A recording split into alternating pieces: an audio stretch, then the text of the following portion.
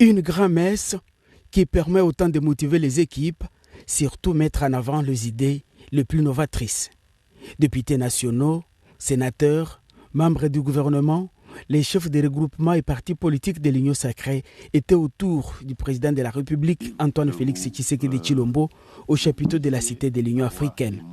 Les chefs de l'État ont commencé par faire la restitution du processus de Luanda, dont le président rwandais avait prié par son absence. Pour le président Tshisekedi, la RDC reste intransigeante à la discussion avec le M23 et tous les moyens seront mis en œuvre pour récupérer toutes les localités sous contrôle du M23 soutenues par le Rwanda. D'où l'appel à l'unisson pour sauver Congo-Kinshasa. En créant cette union sacrée, ma vision était que l'union sacrée n'allait pas d'abord dans un premier temps se comporter comme tout ce qu'on a vu comme regroupement politique avant cela, dans l'histoire de notre pays. Je voulais qu'on se distingue, que nous ayons une attitude différente de ce qu'on a toujours vu ici. Une attitude altruiste, tournée vers l'intérêt d'abord de notre peuple.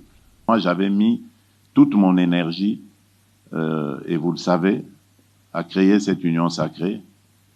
J'ai pris des risques, vous le savez, parce que nous étions dans une coalition.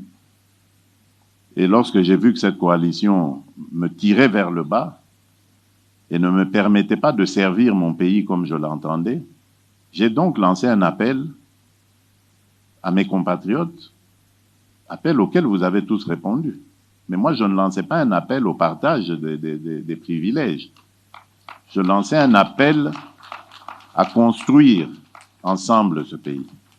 La plus haute autorité politique de l'Union sacrée a demandé à tous de se doter d'une nouvelle mentalité afin de répondre aux attentes du peuple. Félix Antoine Tshisekedi a appelé à bannir les antivaleurs et à se réengager aux valeurs pour lesquelles l'Union sacrée a été créée, à savoir le peuple d'abord.